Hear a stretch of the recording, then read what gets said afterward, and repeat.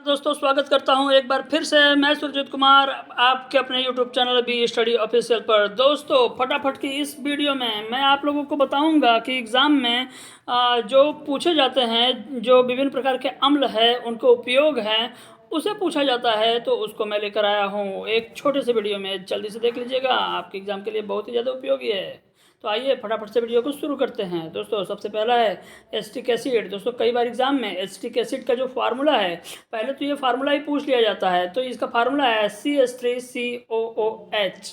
दोस्तों इसे सिरका भी कहा जाता है। एक्चुअली देखा जाए तो सिरका में इसका 3 से 6% अम्ल होता है। यह अचार बनाने, सलाद और खाद्य पदार्थों को परिरक्षित करने में काम आता है। दोस्तों आगे बढ़ते हैं। अगला जो है हमारा सिट्रिक एसिड है। एसिड का ये एक्चुअली सिट्रिक एसिड का ये फार्मूला तो नहीं पूछता, लेकिन आपको अपनी जानकारी के लिए इसे याद रखना होगा। ये है C6H8O7। ये सिट्रिक एसिड है। दोस्तों सिट्रिक एसिड आप सिट्रस फलों से, जैसे नींबू ये सब है, वहाँ से प्राप्त करते हैं। दोस्तों इसका जो प्रयोग है वो चमकदार नमक बनाने में इसका प्रयोग किया जाता है। धातुओं को साफ करने में भी इसका प्रयोग किया जाता है और खाद्य पदार्थों के संरक्षक के रूप में भी इसे प्रयोग किया जाता है। आगे बढ़ते हैं। आगे है दोस्तों सल्फ्यूरिक एसिड। कई बार एग्जाम में इसका फार्मूला पूछा है, H2SO4 होता है। और दोस्तों ये सल्फ्यूरिक एसिड कार के बैटरियों में, ये भी एग्जाम में कई बार पूछा गया है कि कार के बैटरियों में कौन किस अम्ल का प्रयोग किया जाता है। तो कार के बैटरियों में सल्फ्यूरिक एसिड का प्रयोग किया जाता है। पेट्रोलियम के शोधन में इसका प्रयोग किया जाता है। डाई और पेंट बनाने में भी इसका प्रयोग किया जाता है। दोस्तों किसका? सल्फ्यूरिक अम्ल का। आगे बढ़ते हैं। दोस्तों अगला है नाइट्रिक एसिड। इसका भी फार्मूला पूछा गया है, HNO3 होता है। इससे उर्वरक बनाने में इसका प्रयोग किया जाता है नाइट्रिक एसिड का। और अक्वारेजिया बनाने में, दोस्तों अक्वारेजिया ये जरूर आप याद रखिएगा, अक्वारेजिया का रेशियो पूछ लेता है कि HCl और HNO3। दोस्तों नाइट्रिक एसिड और हाइड्रोक्लोरिक अम्ल का जो अनुपात होता है वो क्या होता है? तो HCl इसमें 3 होता है और नाइट्रिक एसिड इसमें कितना होता है? 1 होता है। तो 3:1 के अनुपात में ये होता है। और ये नाइट्रिक एसिड का प्रयोग दोस्तों विस्फोटकों के निर्माण में भी किया जाता है और रॉकेट ईंधनों में आक्सीकारक के रूप में भी इसका प्रयोग किया जाता है। आगे देखते हैं। आगे हाइड्रोक्लोरिक एसिड, ये भी बहुत इंपॉर्टेंट है। यह एक्वारेजिया, जैसा कि मैंने पहले ही बताया कि HCl का तीन पार्ट लेते हैं हाइड्रोक्लोरिक एसिड का और 1 पार्ट लेते हैं HNO3 का। तो ये एक्वारेजिया बनाने में, डाई बनाने में, औषधियों के निर्माण में, दरअसल डाई बनाने में और औषधियों के निर्माण में और प्लास्टिक के निर्माण में भी HCl का प्रयोग किया जाता है। दोस्तों अगला जो है वो है बोरिक एसिड। अगला दोस्तों बोरिक एसिड है। बोरिक एसिड का फार्मूला आप याद रख लीजिएगा। बोरिक एसिड है H3BO3। यह पौधों में बोरान की कमी को दूर करने के लिए इसका प्रयोग किया जाता है। गेहूं और चावल के संरक्षण में भी बोरिक एसिड का प्रयोग करते हैं। फाइबर ग्लास के निर्माण में भी इसका प्रयोग करते हैं और फिर ड्राई लुब्रिकेंट के रूप में भी इसका प्रयोग करते हैं। जैसे कैरम बोर्ड जब खेलते हैं तो जो पाउडर रहता है वो बोरिक एसिड का ही होता है। अगला जो है दोस्तों वो है oxalic acid. Oxalic acid C2H2O4। इसका भी फार्मूला पूछा गया है दोस्तों, तो याद रखिएगा आप इसका फार्मूला। तो ऑक्सैलिक एसिड का प्रयोग किया जाता है कपड़ों की रंगाई में, बेकिंग पाउडर और फोटोग्राफी में भी, और ब्लीचिंग में भी इसका प्रयोग किया जाता है, जहाँ जंग के दाग को हटाने का काम ये करता है। आगे बढ़ते हैं।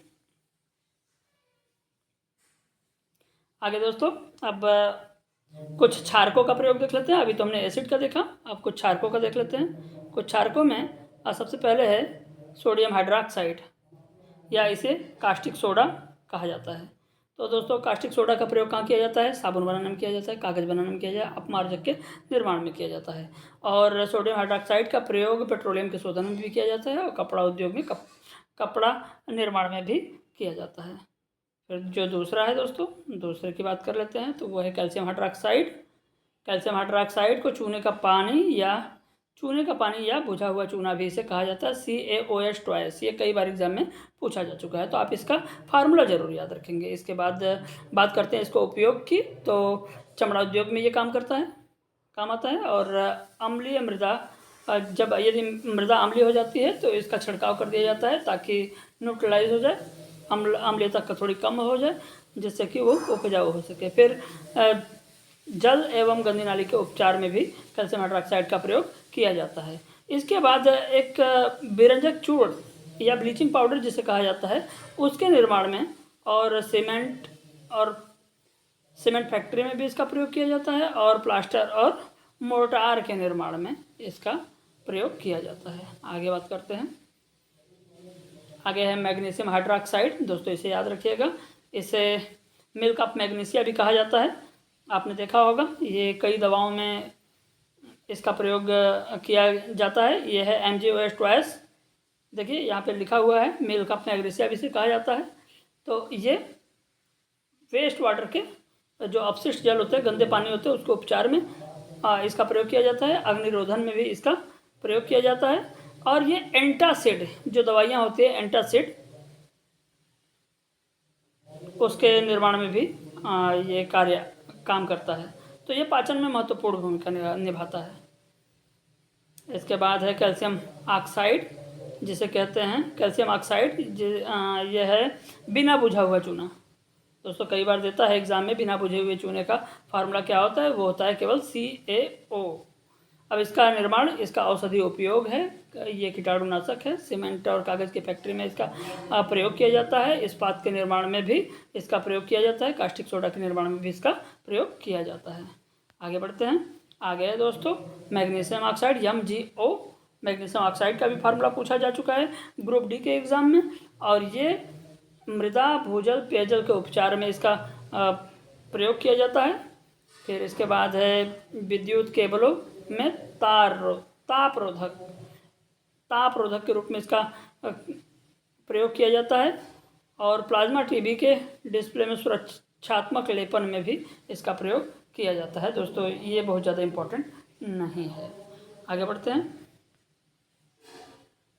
आगे है पोटेशियम हाइड्रोक्साइड, जिसे कास्टिक पोटास भी कहा जाता है, या दाहक पोटास भी इसे कहा जाता है। तो आप इस चीज़ को याद रखिएगा, बहुत ही ज़्यादा इंपॉर्टेंट है। इसका फार्मूला भी पूछा जाता है और इसका उपयोग भी। क्षारीय बैटरियों में विद्युत अपघट्य के रूप में पोटेशियम हाइड्रोक्साइड का प्रयोग किया जाता है, या कास्टिक पोटास का प्रयोग किया जाता है। मृदु साबुन बनाने में, शैम्पू में, शेविंग क्रीम के निर्माण में इसका प्रयोग किया जाता है। आगे बढ़ते हैं। आगे दोस्तों कुछ लवण हैं जिनका उपयोग किया जाता है, जो एग्ज़ाम में बारंबार पूछे जाते हैं, कई बार पूछे जाते हैं, बहुत इंपॉर्टेंट होते हैं। अब उनकी बात कर लेते हैं। तो सबसे पहले दोस्तों साधारण नमक की हम बात कर लेते हैं, जिसे NaCl कहा जाता है। अब देखिए इसके लिए कुछ विशिष्ट तथ्य भी हैं इसके, कि ये समुद्र की खारे जल में या खारे झीलों से इसे प्राप्त किया जाता है।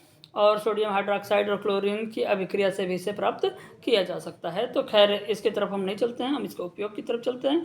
तो देखिए भोजन के निर्माण में, अचार के परीक्षण में, ठंडे प्रदेश में जमी हुई बर्फ़ को पिघलाने के लिए नमक का प्रयोग करते हैं, या साधारण नमक का प्रयोग करते हैं। इसके बाद बेकिंग सोडा और सोडियम हाइड्रोक्साइड के निर्माण में भी साधारण नमक का प्रयोग करते हैं। आगे बढ़ते हैं। आगे है सोडियम हाइड्रोक्साइड। दोस्तों NaOH कास्टिक सोडा पहले आप पढ़ चुके हैं इसे, तो इसे हम छोड़ देते हैं, आगे की तरफ बढ़ते हैं। अच्छा, इसमें थोड़ा सा एक चीज़ देख लेते हैं, थोड़ा सा इम्पोर्टेंट है ये। वो ये इम्पोर्टेंट है कि ये डिटर्जेंट के निर्माण में कार्य आता है, और बॉक्साइड अयस्क के शोधन में भी इसका प्रयोग किया जाता है। ये क्लीनिंग एजेंट के रूप में काम करता है, अर्थात ये साफ सफाई में मदद करता है। आगे बढ़ते हैं। सोडियम कार्बोनेट की तरफ बढ़ते हैं। सोडियम कार्बोनेट की तरफ, जिसे धावन सोडा कहा जाता है। इसका फार्मूला कई बार पूछता है दोस्तों। जब भी इसका फार्मूला पूछता है तो इसमें कई बार, अब तो थोड़ा सा टेक्निकल क्वेश्चन हो गया है, तो इसमें पूछता है कि इसमें जल के कितने अणु होते हैं। तो इसमें 10H2O भी इसमें शामिल है दोस्तों। तो इसका पूरा फार्मूला क्या होगा, Na2CO3 10H2O, ये होगा। तो इसमें 10 अणु जल के होते हैं, तो आप इसे ध्यान दीजिएगा। अब बढ़ते हैं इसके कुछ विशेष गुण की तरफ। तो दोस्तों ये शुद्ध सोडियम कार्बोनेट श्वेत रंगहीन चूर्ण होता है। तो ये चीज़ तो ज़्यादा इम्पोर्टेंट नहीं है, लेकिन ज़्यादा इम्पोर्टेंट ये है कि इसका जो स्वाद होता है तीक्ष्ण खारा होता है। इसके बाद हम बात कर लेते हैं इसका उपयोग की। तो ये कांच बनाने में, कागज़ बनाने में, साबुन बनाने में, बोरेक्स के निर्माण में, ईंट निर्माण में इसका प्रयोग किया जाता है। और साथ ही साथ जल की अस्थायी कठोरता के उपचार में भी सोडियम कार्बोनेट का प्रयोग किया जाता है। अस्थायी कठोरता, तो दोस्तों इस चीज़ को याद रखिएगा, कई बार एग्जाम में ये पूछा गया है कि जल के अस्थायी कठोरता को कैसे दूर करें। तो उसमें क्या, उसमें धावन सोडा मिलाकर उसका दूर कर सकते हैं। इसके बाद दंत मंजन बनाने में जो फोमिंग एजेंट उसके रूप में ये कार्य करता है दोस्तों। टूथपेस्ट जो होता है उसमें भी ये धावन सोडा होता है, जिसकी वजह से ये झाग निकलता है। आगे बढ़ते हैं। आगे है दोस्तों सोडियम बाइकार्बोनेट NaHCO3। दोस्तों यह क्या होता है, ये सफ़ेद कलर का क्रिस्टलाइन पदार्थ होता है जो बारीक चूर्ण के समान होता है। यह हल्का नमकीन और खारा होता है, धावन सोडा के समान ही होता है बिल्कुल। और इसका जो उपयोग होता है वो अग्निशामक यंत्रों में किया जाता है, और साथ ही साथ भोजन के निर्माण में भी ये कार्य करता है खमीर अभिकर्ता के रूप में। ये पैनकेक, ब्रेड, बन आदि बनाने के लिए इसका प्रयोग किया जाता है। इसका केक बनाने में बहुत ही योगदान होता है। कई बार तो जो दाल होती है, जब दाल बनाते हैं नहीं गलती है, तो इसका थोड़ा सा मात्रा उसमें डाल देते हैं तो दाल बिल्कुल पूरी तरीके से गल जाती है। आगे देखते हैं दोस्तों। आगे है कैल्शियम हाइपोक्लोराइट। दोस्तों कैल्शियम हाइपोक्लोराइट, तो देखिए इसको विरंजक चूर्ण या ब्लीचिंग पाउडर भी कहा जाता है। तो इसका फार्मूला यहाँ पे जो दिया है वो बिल्कुल सटीक तरीके से लिखा गया है। इसका जो फार्मूला दिया है वो है CaOCl, फिर है उसके बाद है Cl, लेकिन इसका जो एग्ज़ाम में देता है वो देता है CaOCl2। दोस्तों ये इसका एग्ज़ाम में इसका फार्मूला देता है CaOCl2। ये है ब्लीचिंग पाउडर। यह क्या है, एक क्षारीय विलयन है, और यह ठंडे एवं शुष्क स्थानों पर इसे रखा जाना चाहिए। यह कार्बनिक पदार्थों और धातुओं से इसे दूर रखना चाहिए। अब जो इसका उपयोग है उसका देख लेते हैं। इसे स्विमिंग पूल को स्वच्छ करने में इसका प्रयोग किया जाता है। पेयजल के कीटाणु शोधन में इसका प्रयोग किया जाता है। यह कागज़ के निर्माण में, ब्लीचिंग एजेंट के रूप में, क्लोरोफार्म के निर्माण में, या न सिकुड़ने वाले ऊन के निर्माण में इसका प्रयोग किया जाता है। किसका, ब्लीचिंग पाउडर का। इसके अतिरिक्त अगर आप ब्लीचिंग पाउडर कहीं और इस्तेमाल करते हैं तो वो आपके लिए एक्स्ट्रा नॉलेज है। इसके बाद हम आगे देखते हैं। आगे है कैल्शियम सल्फेट हेमीहाइड्रेट। दोस्तों कैल्शियम सल्फेट हेमीहाइड्रेट, इसे कई बार प्लास्टर ऑफ पेरिस पूछा जाता है कि प्लास्टर ऑफ पेरिस का फार्मूला क्या होता है। तो वो होता है क्या, कैल्शियम सल्फेट हेमीहाइड्रेट। कई बार तो यही पूछ लिया गया है कि प्लास्टर ऑफ पेरिस का रासायनिक नाम क्या है। प्लास्टर ऑफ पेरिस का रासायनिक नाम क्या है। तो दोस्तों आप देखिए इसे बनाया पहले कैसे जाता है। ये जिप्सम को 100 डिग्री सेंटीग्रेड पर गर्म करके बनाया जाता है। तो जिप्सम क्या होता है दोस्तों, जिप्सम होता है CaSO4.2H2O। तो दोस्तों ये जो 2H2O होता है इसे 100 डिग्री सेंटीग्रेड तापमान पर गर्म करते हैं, जिससे ये इसमें केवल आधा अणु जल का बचता है। तो वो क्या हो जाता है, प्लास्टर ऑफ पेरिस हो जाता है। अगर हम आगे बात करते हैं तो यह श्वेत चूर्ण है, चूर्ण के समान है बिल्कुल, और इसमें जल मिलाने पर यह जिप्सम में परिवर्तित हो जाता है। अब देखा जाए इसका उपयोग तो टूटी हड्डियों को जोड़ने के लिए, इसे स्थिर रखने के लिए या प्लास्टर चढ़ाने के काम में आता है। फिर है ये चाक बनाने के काम में आता है, अग्निरोधन के काम में आता है, खिलौने और सजावटी वस्तुओं को बनाने के काम में आता है। साथ ही साथ गृह निर्माण में भी इसका प्रयोग किया जाता है। गृह निर्माण के समय भी इसका प्रयोग किया जाता है ताकि बिल्कुल प्लास्टर दिखे या चिकना दिखे सरफेस, छत। इसके बाद हम बात करते हैं आगे की तरफ चलते हैं। तो आगे है potassium nitrate KNO3 potassium nitrate. यह क्या है, यह एक क्षारीय प्रकृति का क्रिस्टलाइन साल्ट है। यह क्या है, यह जल में घुलनशील और ज्वलनशील भी है, और पदार्थों को दहन को तीव्र करता है। ये क्या करता है, जलने की क्रिया को या जो दहन होता है उसे तीव्र कर देता है। तो बात करते हैं इसके उपयोग की, तो ये उर्वरक बनाने में काम आता है, कांच बनाने के काम में आता है दोस्तों। गन पाउडर या बारूद, जिसे गन पाउडर या बारूद कहा जाता है, उसके निर्माण में इसका प्रयोग किया जाता है। किसका? पोटेशियम नाइट्रेट का।